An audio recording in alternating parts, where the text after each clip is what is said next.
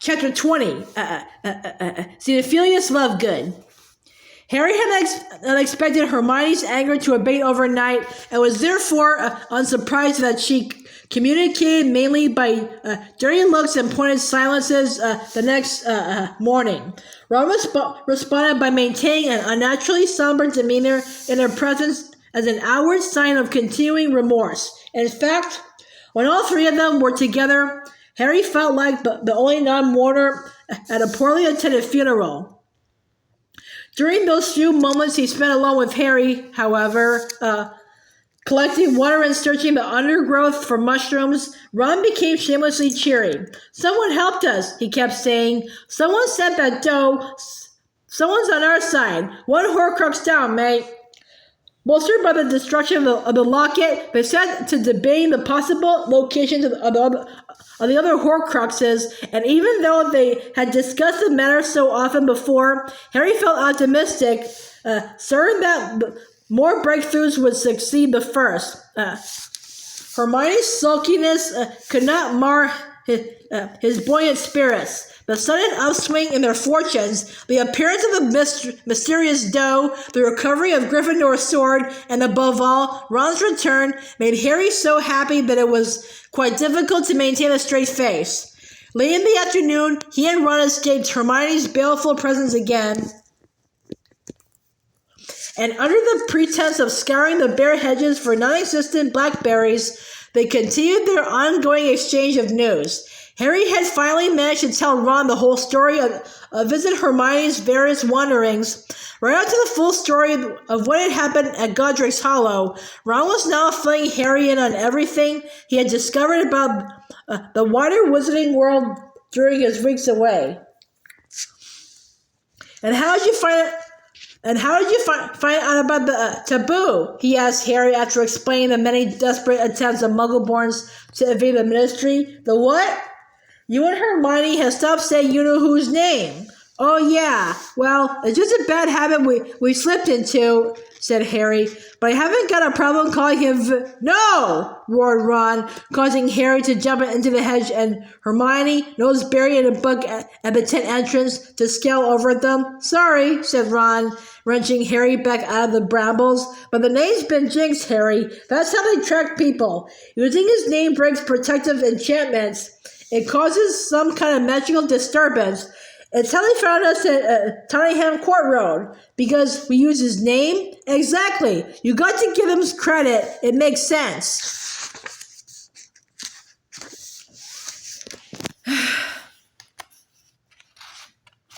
It was only people who were serious about standing up to him, like Dumbledore, who ever dared use it. Now they put a taboo on it. Anyone who says it is trackable. Quick and easy way to find order members. They nearly got Kingsley. You're kidding? "Yeah, a bunch of Death Eaters cornered him," Bill said, "but he fought his way out. He's on the run now, just like us." Ron scratched his chin thoughtfully with the end of his wand. "You don't reckon Kingsley could have sent that dough? His Patronus is a lynx. We saw it at the wedding, remember?" "Oh, yeah." They moved farther along the hedge, away from the tents and Hermione. "Harry, you don't reckon it could have been Dumbledore?" "Dumbledore what?" Ron looked a little embarrassed, but said in a low voice, "Dumbledore, the dough? I mean..." Ron was watching Harry out of the corners of his eyes. "He had the real sword last, didn't he?" Harry did not laugh at Ron, because he understood too well the longing behind the question. The idea that Dumbledore had managed to come back to them, that he was watching over them, would have been inexpressibly comforting. He shook his head. "Dumbledore's dead," he said. "I saw it happen. I saw the body. He's definitely gone. Anyway, his Patronus was a phoenix, not a doe." "Patronuses can change, though, can't they?" said Ron. "Tosses changed, didn't it?" "Yeah, but if Dumbledore was alive, why wouldn't he show himself? Why wouldn't he just hand us the sword?" "Search me," said Ron. "Same reason he didn't give it to you while he was alive? Same reason he left you an old snitch and Hermione a book of kid stories? Which is what? Asked Harry, turning to look at Ron full in the face, desperate for the answer. I don't know, said Ron. Sometimes I thought when I'd been a bit hacked off, he was having a laugh or just wanted to make it more difficult. But I don't think so, not anymore. He knew what he was doing when he gave me the deluminator, didn't he? Well, Ron's ears turned bright red and he became engrossed in a tuft of grass at his feet, which he prodded with his toe. He must have known I'd run out on you. No, Harry corrected him. He must have known you'd always want to come back. Ron looked grateful, but still awkward. Partly to change the subject, Harry said, speaking of Dumbledore, have you heard what Skeer wrote about him? Oh, yeah, said Ron at once. People are talking about it quite a lot. Of course, if things were different, it'd be huge news. Dumbledore being pals with Grindelwald, but now it's just something to laugh about for people who didn't like Dumbledore, and a bit of a slap in the face for everyone who thought he was such a good bloke. I don't know that it's such a big deal, though. He was really young when they our age, said Harry, just as he had retorted to Hermione, and something in his face seemed to decide Ron against pursuing the subject.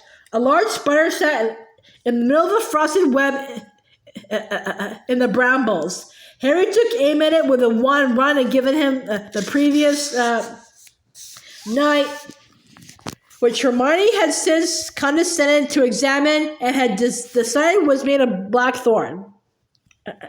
Engorgio. The spider gave a little shiver, bouncing slightly in the web. Harry tried again. This time the spider grew slightly larger. Stop that, said Ron sharply. I'm sorry I said Dumbledore was young, okay? Harry had forgotten Ron's hatred of spiders. Sorry, Reducio. The spider did not shrink. Harry looked down at the blackthorn wand. Every minor spell he had cast with it so far that day had seemed less powerful than those he had produced with his Phoenix wand. The new one felt intrusively unfamiliar, like having somebody else's hand sewn to the end of his arm. You just need to practice, said Hermione, who had approached him noiselessly from behind and had stood watching anxiously as Harry tried to enlarge and reduce the spider. It's all a matter of confidence, Harry. He knew why she wanted it to be all right. She still felt guilty about breaking his wand. He bit back the retort that sprang to his lips, that she could take the blackthorn wand if she thought it made no difference, and he would have hers instead. Keen for them all to be friends again, however, he agreed, but when Ron gave Hermione a tentative smile, she stalked off and vanished behind her books once more. All three of them returned to the tent when darkness fell, and Harry took first watch. Sitting in the entrance, he tried to make the blackthorn wand levitate small stones at his feet, but his magic still seemed clumsier and less powerful than it had done before. Hermione was lying on her bunk reading, while Ron, after many nervous glances up at her, had taken a small wooden wireless out of his rucksack and started to try and tune it. There's this one program, he told Harry in a low voice, that tells the news like it really is. All the others are on you-know-whose side and are following the ministry line, but this one, you wait till you hear it, it's great. Only they can't do it every night, they have to keep changing locations in case they're raided, and you need a password to tune in. Trouble is, I missed the last one. He drummed lightly on the top of the radio with his wand, muttering random words under his breath. He threw Hermione many covert glances, plainly fearing an angry outburst, but for all the notice she took of him, he might not have been there. For 10 minutes or so, Ron tapped and muttered. Hermione turned the pages of her book, and Harry continued to practice with a blackthorn wand. Finally, Hermione climbed down from her bunk. Ron ceased his tapping at once. If it's annoying you, I'll stop, he told Hermione nervously. Hermione did not deign to respond, but approached Harry. We need to talk, she said. He looked at the book still clutched in her hand. It was The Life and Lives of Albus Dumbledore. What? he said apprehensively. It flew through his mind that there was a chapter on him in there. He was not sure he felt up to hearing Rita's version of his relationship with Dumbledore. Hermione's answer, however, was complex, completely unexpected. I want to go and see Xenophilius Lovegood. He stared at her. Sorry?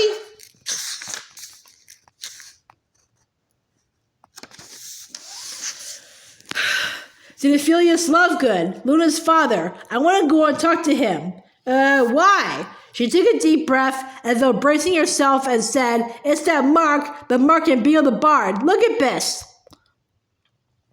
She felt the life and lines of Albus Dumbledore under Harry's unwilling eyes, and he saw a photograph of the original letter that Dumbledore had written in Grindelwald, with Dumbledore's familiar thin, slanting handwriting. He hated seeing absolute proof that Dumbledore really had written those words, but they had not been Rita's invention.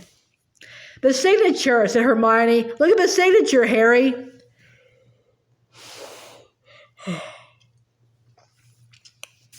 He obeyed. For a moment, he had no idea what she was talking about, but looking more closely with the aid of his lit wand, he saw that Dumbledore had replaced the A of Albus with the tiny version of the same triangular mark inscribed upon the tails of Beale the Bard.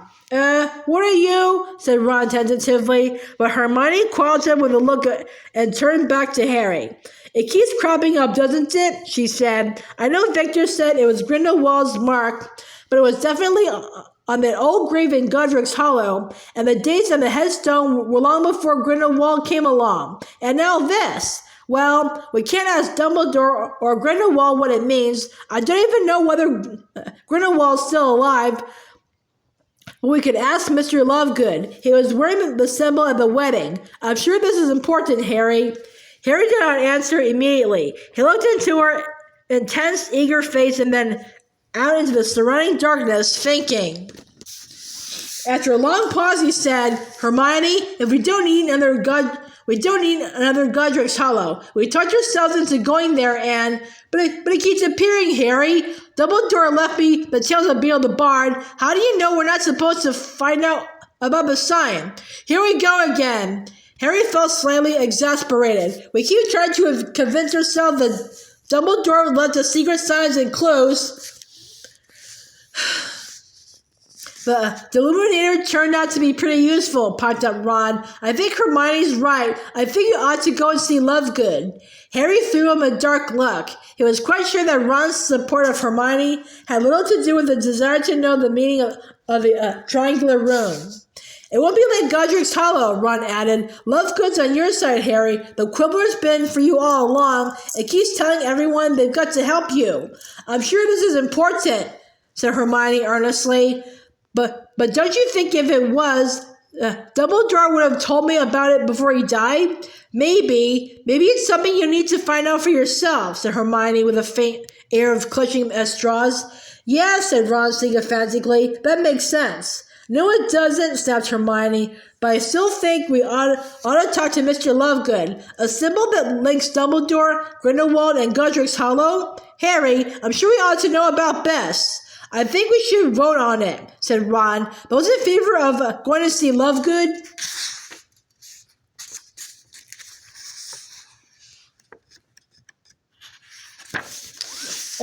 His hand flew into the air before Hermione's. Her lips quivered suspiciously as she raised her own.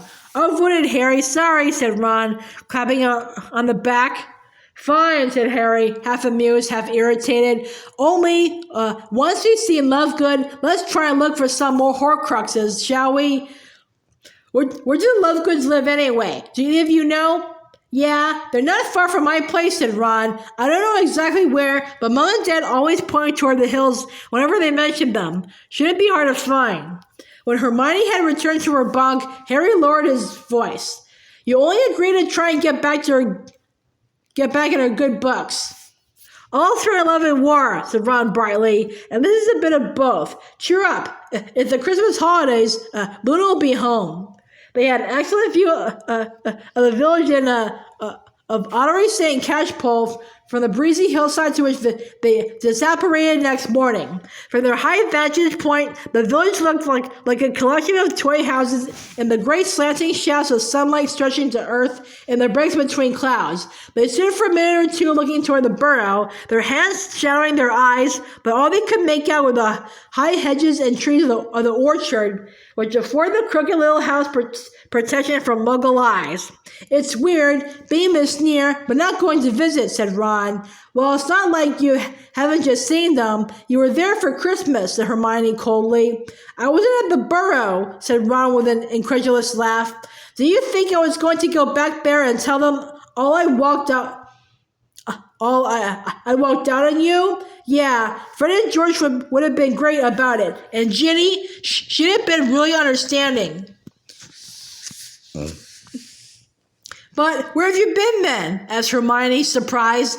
Bill and Fleur's new place, Shell Cottage. Bill's always been decent to me. He wasn't impressed when he heard what I'd done, but he didn't go on about it. He knew I was really sorry. None of the rest of the family knew I was there. Bill told Mom he and Fleur weren't going home for Christmas because they wanted to spend it alone. You know, first holiday after they were married. I don't think Fleur minded. You know how much she hates Celestina Warbeck. Ron turned his back on the burrow. Let's try up here, he said, leading the way over the top of the hill. They walked for a few hours. Harry, at Hermione's insistence, hidden beneath the invisibility cloak. The cluster of low hills appeared to be uninhabited apart from one small cottage, which seemed deserted. Do you think it's theirs, and they've gone away for Christmas? Said Hermione, peering through the window at a neat little kitchen with geraniums on the windowsill. Ron snorted.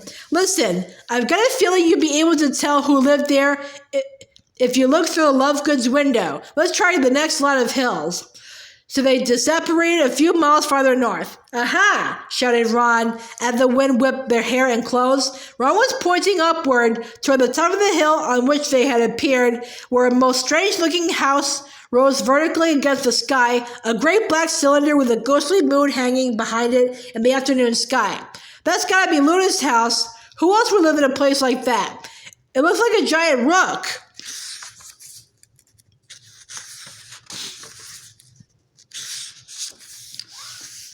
It's nothing like a bird, said Hermione, frowning at the tower. I was talking about a chest wreck, said Ron. A castle to you.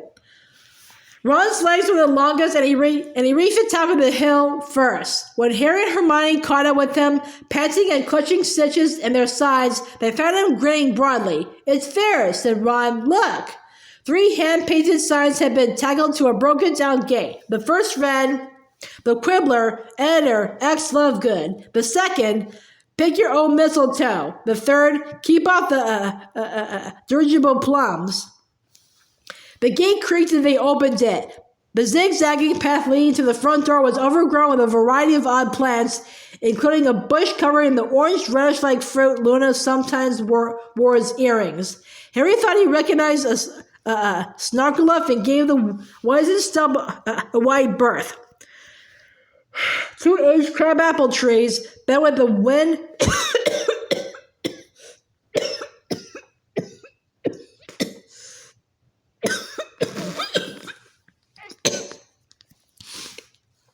stripped of leaf but still heavy with berry-sized red fruits and bushy crowns of white beaded mistletoe stood sentinel on either side of the front door. A little owl with slightly flattened, hawk-like head peered down at them from one of the branches. You better take off the invisibility cloak, Harry, said Hermione. It's you Mr. Lovegood wants to help, not us. He did as she suggested, handing her the cloak to stow in the beaded bag. She then rapped 3 times on the thick black door, which was studded with iron nails and bore a knocker shaped like an eagle. Barely 10 seconds passed, when the door was flung open and there stood Xenophilius Lovegood, barefoot and wearing what appeared to be a stained nightshirt. His long white candy floss hair was dirty and unkempt. Xenophilius had been positively dapper at Bill and Fleur's wedding by comparison. What? What is it? Who are you? What do you want? He cried in a high-pitched querulous voice, looking first at Hermione, then at Ron, and finally at Harry, upon which his mouth fell open in a perfect comical O. "Hello, Mr. Lovegood," said Harry, holding out his hand. "I'm Harry Potter." Xenophilius did not take Harry's hand, although the eye that was not pointing inward and his nose slid straight to the scar on Harry's forehead. "Would it be okay if we came in?" asked Harry. "There's something we'd like to ask you." I'm not sure that's advisable," whispered Xenophilius. He swallowed and cast a quick look around the garden. Rather a shock. "My word, I'm afraid I don't really think I ought to." "It won't take long," said Harry, slightly disappointed by this less than warm welcome. "Oh, all right then. Come in quickly. They were barely over the threshold when Xenophilius slammed the door shut behind them. They were standing in the most peculiar kitchen Harry had ever seen. The room was perfectly circular, so that it felt like being inside a giant pepper pot. Everything was curved to fit the walls, the stove, the sink, and the cupboards, and all of it had been painted with flowers, insects, and birds in bright primary colors. Harry thought he recognized Luna's style. The effect in such an enclosed space was slightly overwhelming. In the middle of the floor, a wrought iron spiral staircase led to the upper levels. There was a great deal of clattering and banging coming from overhead. Harry wondered what Luna could be doing. "You better come up," said Xenophilius, still looking extremely uncomfortable, and he led the way. The room above seemed to be a combination of living room and workplace, and as such was even more cluttered than the kitchen. Though much smaller and entirely round, the room somewhat resembled the room of requirement on the unforgettable occasion that it had transformed itself into a gigantic labyrinth comprised of centuries of hidden objects. There were piles upon piles of books and papers on every surface. Delicately made models of creatures Harry did not recognize, all flapping the wings or snapping jaws, hung from the ceiling. Luna was not there. The thing that was making such a racket was a wooden object covered in magically turning cogs and wheels. It looked like the bizarre offspring of a workbench and a set of old shelves, but after a moment, Harry deduced that it was an old-fashioned printing press, due to the fact that it was churning out quibblers. "Excuse me," said Xenophilius, and he strode over to the machine, seized a grubby tablecloth from beneath an immense number of books and papers, which all tumbled onto the floor, and threw it over the press, somewhat muffling the loud bangs and clatters. He then faced Harry. "Why have you come here?" Before Harry could speak, however, Hermione let out a small cry of shock. "Mr. Lovegood, what's that?" She was pointing at an enormous gray spiral horn, not unlike that of a unicorn, which had been mounted on the wall, protruding several feet into the room. "It is the horn of a crumple-horned snark-cat," said Xenophilius. "No, it isn't," said Hermione. "Hermione," muttered Harry, embarrassed. "Now is not the moment." "But Harry, it's an erupment horn. It's a Class B tradable material, and it's an extraordinarily dangerous thing to have in a house." "How'd you know it's an erupment horn?" asked Ron, edging away from the horn as fast as he could, given the extreme clutter of the room. "There's a description in the Fantastic Beasts and Where to Find Them." "Mr. Lovegood, you need to get rid of this straight away. Don't you know it can explode at the slightest touch?" "The crumple-horned snark-cat," said Xenophilius very clearly, a mulish look upon his face, "is a shy and highly magical creature, and its horn. Mr. Lovegood, I recognize the groove markings around the base. That's an erupment horn, and it's incredibly dangerous. I don't know where you got it." "I bought it," said Xenophilius dogmatically, 2 weeks ago, from a delightful young wizard who knew of my interest in the exquisite Snorkack. "A Christmas surprise for my Luna. Now," he said, turning to Harry, "why exactly have you come here, Mr. Potter?" "We need some help," said Harry, before Hermione could start again. "Ah," said Xenophilius, "help. His good eye moved again to Harry's scar. He seemed simultaneously terrified and mesmerized. "Yes, the thing is, helping Harry Potter, rather dangerous." "Aren't you the one who keeps telling everyone it's their first duty to help Harry?" said Ron. "In that magazine of yours?" Xenophilius glanced behind him at the concealed printing press, still banging and clattering beneath the tablecloth. Yes, I've expressed that view. However, that's for everyone else to do, not you personally, said Ron. Xenophilius did not answer. He kept swallowing, his eyes darting between the three of them. Harry had the impression that he was undergoing some painful internal struggle. Where's Luna? Asked Hermione. Let's see what she thinks. Xenophilius gulped. He seemed to be stealing himself. Finally, he said, a shaky voice difficult to hear over the noise of the printing press. Luna is down at the stream, fishing for freshwater plimpies. She would like to see you. I'll go and call her then. Yes, very well. I shall try to help you. He disappeared down the spiral staircase and they heard the front door open and close. They looked at each other. Cowardly old wart, said Ron. Luna's got 10 times his guts. He's probably worried about what will happen to them if the Death Eaters found out I was here, said Harry. Well, I agree with Ron, said Hermione. Awful old hypocrite, telling everyone else to help you and trying to worm out of it himself, and for heaven's sake, keep away from that horn. Harry crouched in the window on the far side of the room. He could see a stream, a thin, glittering ribbon lying far below them at the base of the hill.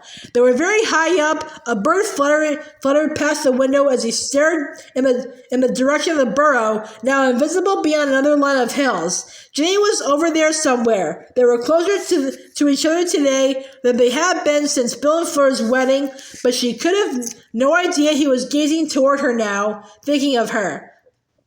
He ought to be glad of it. Anyone he came into contact with was in danger. Xenophilius' attitude proved that. He turned away from the window and his gaze fell upon another peculiar object standing upon the cluttered curved sideboard, a stone bust of a beautiful but austere-looking witch wearing a most bizarre-looking headdress. Two objects that resembled golden ear trumpets curved out from the sides. A tiny pair of glittering blue wings were stuck to a leather strap that ran over the top of her head, while one of the orange radishes had been stuck to a second strap around her forehead. Look at this, said Harry. Fetching, said Ron. Surprised he didn't wear that to the wedding. They heard the front door close, and a moment later, Xenophilius had climbed back up the spiral staircase into the room, his thin legs down a case of Wellington boots, bearing a tray of ill-assorted teacups and a steaming teapot. Ah, he has spotted my pet invention, he said, shoving the tray into Hermione's arms and joining Harry at the statue's side. Modeled, fittingly enough, upon the head of the beautiful Rowena Ravenclaw. Wit beyond measure is man's greatest treasure. He indicated the objects like ear trumpets. These are the Raxburn siphons, to remove all sources of distraction from the figure's immediate area. Here, he pointed out the tiny wings, a billy-winged propeller to induce an elevated frame of mind. Finally, he pointed to the orange radish, the dirigible plum, so as to enhance the ability to accept the extraordinary. Xenophilius strode back to the tea tray, which Hermione had managed to balance precariously on one of the cluttered side tables. May I offer you an infusion of Gertie roots, said Xenophilius. We make it ourselves. As he started to pour out the drink, which was as deeply purple as beetroot juice, he added, Luna is down beyond Bottom Bridge. She is most excited that you are here. She ought not to be too long. She has caught nearly enough plimpies to make soup for all of us. Do sit down and help yourself to sugar. Now he removed a towering pile of papers from an armchair and sat down, his Wellington's legs crossed. How may I help you, Mr. Potter? Well, said Harry, glancing at Hermione, who nodded encouragingly. It's about that symbol you were wearing around your neck at Bill and Fleur's wedding, Mr. Lovegood. We wondered what it meant. Xenophilius raised his eyebrows. Are you referring to the sign of the Deathly Hallows?